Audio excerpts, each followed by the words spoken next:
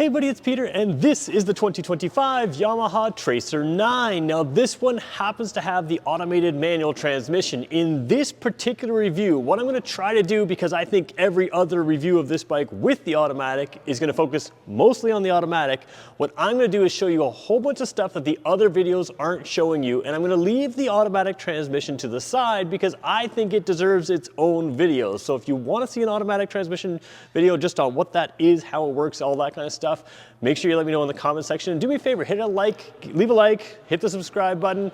And if you really want to help out my channel, you can just watch this video to the end. But I want to thank McLean Sports, who gives me complete access to their entire product line. That's why I'm able to review this bike again and again. My goal here is to get you as much information as you could possibly want on this bike and everything else that's 2025. I'll be covering every 2025 motorcycle that I possibly can. It's going to be a busy spring right now.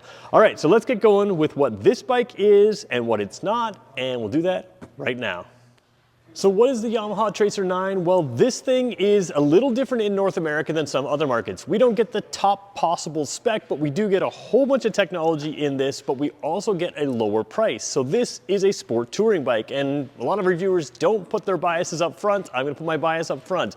This is one of my favorite current sport touring bikes out there. They do so many things well with this, and some of the things that we thought were controversial, at least I thought were controversial until I saw it in person, was the look of the front here. Some people think that's really controversial. I think there's a lot of pictures out there that make it look worse in pictures than it does in person. And what you get here is a bike that is all the sport bike that most people need on the roads, and it's also all the touring bike that most people need on the roads.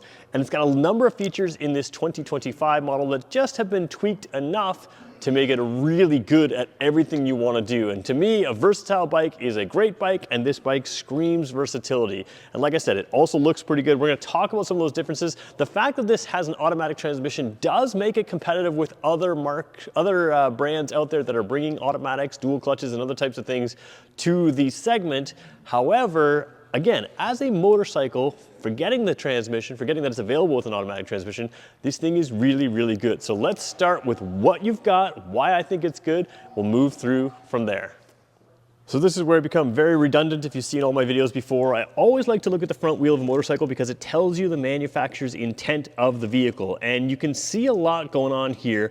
First of all, you got the upside down forks, so typical sport bike stuff. You got the radial mount, this sort of Y-type mount, the radial mount front brake calipers. Of course, there's two of them. Of course, they have ABS. We'll talk more about the ABS system because there's an IMU in this bike, which is an inertial management unit, which tells you all kinds of different things and actually tells the bike all kinds of different things about how to react, keep you safe. So you've got all that down here. And then you've got good tires, Bridgestone Battle Axe Sport Touring T32F. So the Battle Axe T32s are essentially very grippy sport bike tires on the side with a lot more longevity. For the average street rider, for the above average street rider, this is more sport bike tire than you would ever need. Even if you're heading to the track, these would work for a short bit, but these are very, very good tires. And again, they're built to last. They've got a little more different tread through the center, grippy on the side. So they're exactly what you would want in a sporty bike, but also give you the longevity, the ability to go on longer tours. So everything here is, like I said, as sporty as you would want on a sport tourer. And this does lean towards the sporty side of sport touring, but it doesn't sacrifice on the touring. So that's one thing you have to kind of keep in mind as we're going through here. What you see here is good touring stuff, but really good sports stuff, and that's really where they're trying to hit the mark. Let's move our way back, talk about the engine, and we're gonna talk about comfort, aerodynamics, all kinds of different things as we move through. So let's start with the engine. So the heart of this bike is the much beloved CP3 engine. It's an 890cc 3-cylinder engine, and it's just, everybody seems to love it. It gives you great power, pretty good efficiency. It has a great power band. It sounds really cool. Everything about this is what you would want in a sport bike, and it's perfectly good for touring. That's part of the character of it. It's really sporty, but it can ride all day at high speeds, at motorway speeds, whatever kind of speed you would want. What's cool about this is it's canted forward. It does have a low center of gravity. It's traditionally used on like some smaller type bikes. It's not always on a touring bike. So when you think about some of the sport touring bikes, a lot of them get very large and very heavy. This one is still a compact engine that has all the power you need without creating a whole bunch of extra space. So all of your weight is moved forward and low. That's what you would typically want on a sport bike. Even the exhaust down here, and I just actually tapped the exhaust, the outlet there, the you know, the muffler essentially. So all of your stuff is down low, and there's no stubby pipe, there's no pipe at all. It's all coming out there, all the work is done down low, so you don't have to do anything with this to get a very low center of gravity and have everything put there. You've also got a center stand standard on this unit here, so that of course clears everything because you've got a simple design there. And then you also have drive modes here, or ride modes here, excuse me, to allow you to change the character of this bike. You want more sporty, you want more tour capable, it's got all that kind of stuff. So you've got everything you would want in an engine on this, but it saves some weight. So when we talk about weight savings, we have to talk about what it feels like to hop on this and ride it. Let's jump on the seat and talk about comfort, protection, wind protection, all that kind of stuff. So a sport touring bike has to be comfortable, but you also want it to be sort of sporty. Now this seat is adjustable. I believe it's in an upper position. There is some daylight between. If you can get the camera on the right angle, you'd see exactly the daylight. Haven't got the camera on the right angle for that, but I will say that there is an adjustable seat here, and it's quite wide at the back, relatively narrow at the front, which again is going to give you some benefit. Now I'm about 6 feet tall. As I stand here, you can see I'm a little bit tippy-toed. This is an adventure bike style riding position, so it does place you taller. That's great for traffic, it's great for a lot of things. It can be bad for being out in the wind, but this bike takes care of that. So I am slightly tippy-toed simply because I'm out beyond the foot pegs. If I come in front of the foot pegs, I can almost flat foot this bike in the upper position as a proportional 6-footer. So you could drop it a little bit. I kind of like this seating position. You might be able to drop it a little bit, maybe.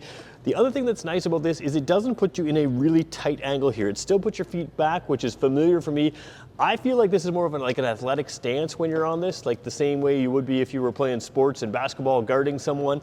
You've kind of got your legs in a comfortable, balanced position, and to me, that's a really comfortable position to be in, to feel like you have control, to feel like your hips, knees, legs, everything is kind of connected and you have that good sense of balance. To me, this type of riding position makes you feel like you're very much in control, very much, you know, in command of this environment. Now, a number of things have gone on here with this styling redesign. They've gone through a wind tunnel to make sure that it does, of course, aerodynamics, but it also keeps in mind the rider. So you have a very tall screen here, easily adjustable with one hand, and you can adjust it with either hand. So again, because this bike has cruise control, maybe you have it on cruise and you want to use your right hand to adjust things, you can do that because it has no clutch, because it's not automatic. You can do it over here. You could probably do it while it's shifting. You could do it while it's shifting gears, although, you know, it does it on its own. So you also have the ability to manually change gears. We'll tell you about that in a second. But you have great wind protection between the screen here and between the covers here for your hand. Now these aren't dirt bike covers, but they do come back. They are solid plastic, so if you were to drop this bike, they give you some protection. But again, this is not a dirt bike. This is a street-only bike. So that's sort of how it's set up. But overall comfort is very good. Yamaha talks about how they've reported less rider fatigue since the redesign and that kind of thing. So they've really looked to both use the science and feedback from test riders to see how this feels. And rider and passengers are going to feel less fatigue, according to Yamaha, based on the aerodynamics of all this. For me, overall comfort, this is a position and a seat that I could ride in seemingly all day. I mean, this is a really good bike. The other thing that I find is, we talked about the lower weight. This is a taller bike with the seat in the position that it is, but it does not feel like it's way too heavy. It certainly feels a lot more sporty, as well as being a good tourer. So what you end up with here from a riding position is something that is in a good position to feel sporty and in a good position to feel like you've got good touring. Now, is there room to move your feet around? There's not. That's part of the class here, but a very comfortable, very, you know, comfortable bike in the sense of comfort and comfortable in the sense of you feel like you have control over it, which is a winning combination in my books. One thing I haven't done is I haven't put this up on the center stand myself. I've taken it off the center stand, so let's do that for the very first time on video. Put the side stand up, center stand down. I do have a slippery floor here, push it up. Very, very simple to do that. So getting it on the center stand, yeah, well balanced, very easy to do. Now that I have the center stand, let's bring you in. Let's talk about the seat. Let's talk about the luggage, which is not on this bike, but will be. And we'll talk about the dash and some of the electronics as well.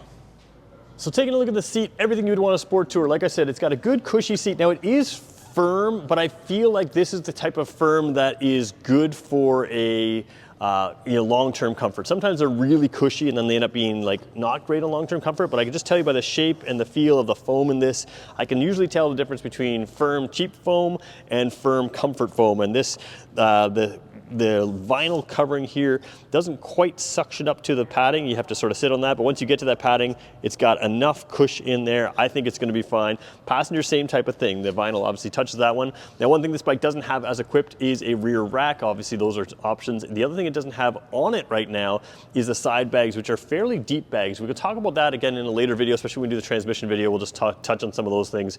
Because they're not on this bike right now, I'm not going to judge them or talk about them, but a different shape, a little more of a up and down kind of feel than a lot of bikes in this class, but that is available and will be on this bike in the future. All right, so comfortable seat. Actually, one other thing I should mention here, they do have a bit of a black trim here to keep you from scratching the paint, but this is plastic, so you're not scratching metal paint. Even if you did scratch that, you're not going to end up with anything that's peeling paint away from metal, which is what you want to try to avoid.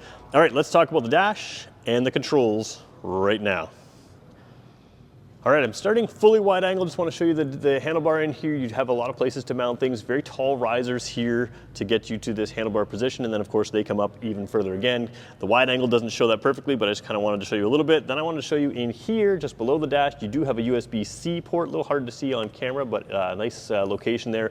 Obviously, if you mount, centrally mount something like a GPS or a phone or anything else right here, you can do that. Now this does have app connectivity, so you do get some of those functions through an app, but you may want to mount your phone and that kind of thing anyways. Let's see if I can zoom all the way in to show the screen here. I'm going to keep it off just for a second because you can see the screen difference versus the bezel difference. It's a pretty good ratio here. It's a 7-inch screen, so you do have what looks to be a very, very large screen when you see it in person. That's one thing that's hard to point out.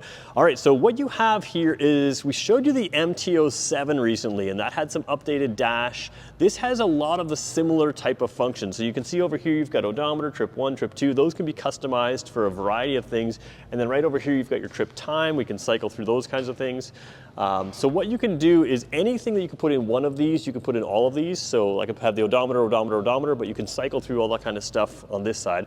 And then you can sort of see a lot of this stuff here, air temperature there, coolant temperature there, average speed, you got 2 kilometers an hour, trip time, 24 minutes, it's been on and off, run time, nothing. Fuel consumption, don't worry about that because that is your average fuel consumption based on a bike that has not run. It'll be much, much better than that. Then your instant fuel efficiency and trip fuel, that kind of thing. So you've got all of those things which can also be dropped into this side here. Right up top, you've got your drive modes. Again, we can talk about that in a little bit later video as well. You've got multiple drive modes in there as well. Actually, we'll just cycle through them. We've got street mode, we've got rain mode, we've got custom 1, we've got custom 2, and back to sport mode and street mode. So you've got a number of options to do different zones in here.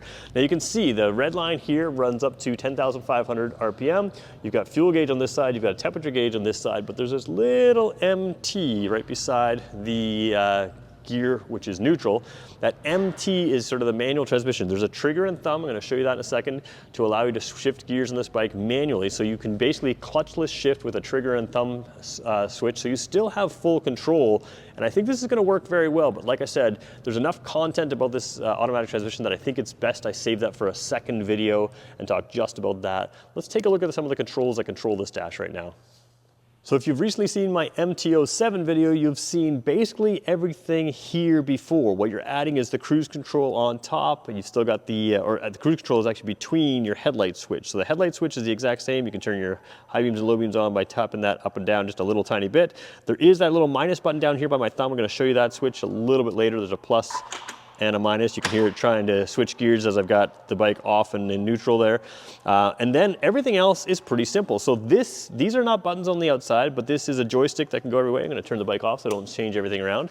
But you can go up, down, left, and right, and you can press this in. So that is your controlling of all of your menus. This goes back or to your home button right there, which is nice. And then you have self-canceling signals. So if you just tap this one level like I just did, that'll blink 3 times. If you press it to 2 clicks, I don't know if you can sort of see that and that, press it to full clicks, it'll turn the signals on, but they are self-canceling. So again, same thing on the other side, all the way, it'll just keep on. If you just tap it a little bit, it'll just give you your 3 blinks and that's it. Horn and hazard lights down there. And then like I said, that little transmission shifter, downshift and upshift right there. We'll show you that in a second. Over on the far side, we'll try to get in the same shot here. A little bit poor camera work, but there is a mode button right underneath your start stop button. Ooh, if I can get the focus there. That black button there says mode. I don't know if we can get it in focus there. There we go.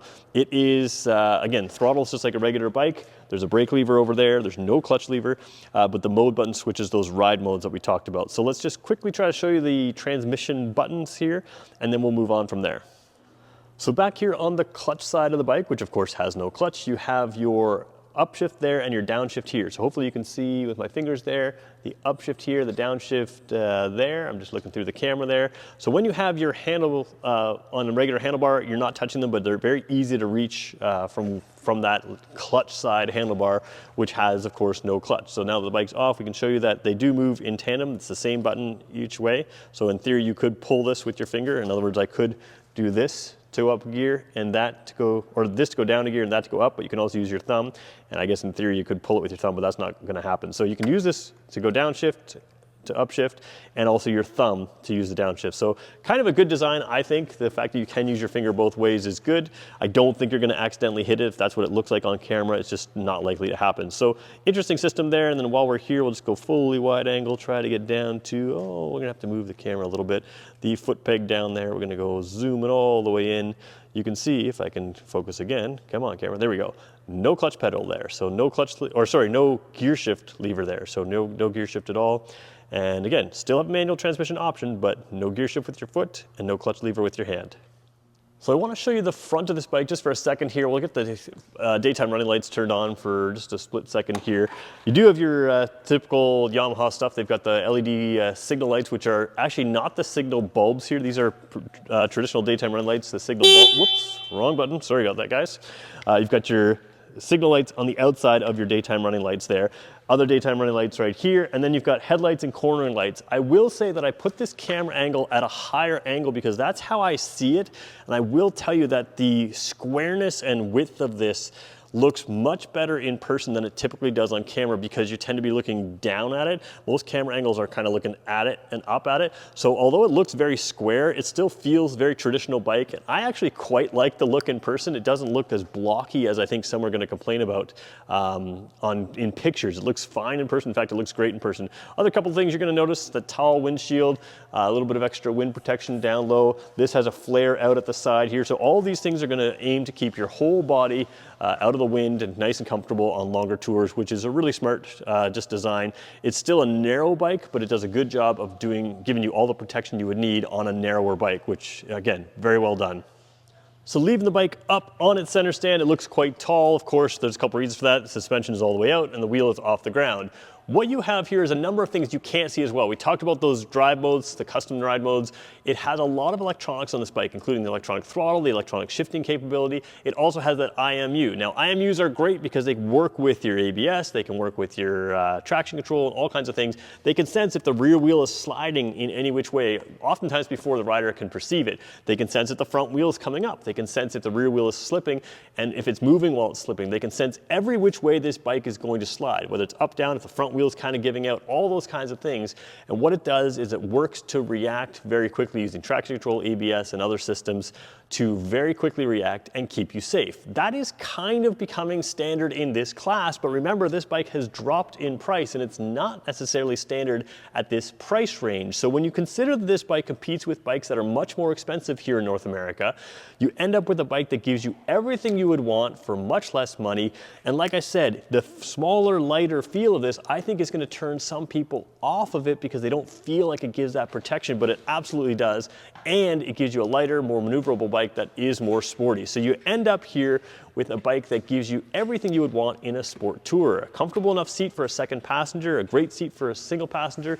You've got the side bags which come with it. You can throw a rear bag and rack on it. You've got great wind protection, and then the technology. The fact that this also has an automatic transmission, I know that's not going to be for everyone, and you can get it with or without, but the fact that it does have that, I think is going to appeal to people because it's, again, that quick shifting transmission. It's going to be one less thing to worry about a long tour when your hands get a little colder. You've got direct control. Now, you can't slip the clutch. It's a different feel for sure. But I think it's going to appeal to a lot of people, and I think Yamaha's gone about it the right way with the automatic transmission. I think they're going to, instead of trying to appeal to new riders, they're going to appeal to riders that already like motorcycles and they move them into this, and it's just gonna be one less thing to do when you're riding. So would I buy with the automatic? I don't know, have to try it, have to see for sure. Obviously I lean towards manual transmission. You can still get this with the manual transmission, but I think it's interesting that they're starting to bring the option to this class, because the more motorcyclists out there, the better for all of us. You know, we're all sort of on the same team here. So really interesting bike. Again, probably my favorite sport tour out there for 2025. It feels maneuver enough to be sporty. It's certainly big enough and comfortable enough to be touring, and it's super versatile. Versatile bikes always win. To me, if you take a look at Kawasaki's Versys 650, which is a bike I used to own, this is a more natural step up from that than the Versys 1100.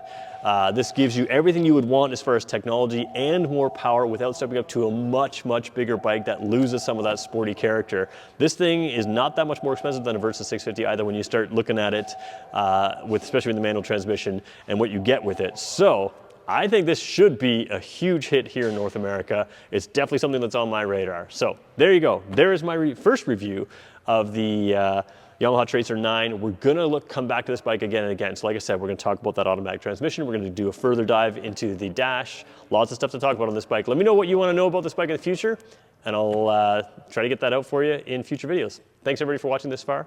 We'll catch you in the next one.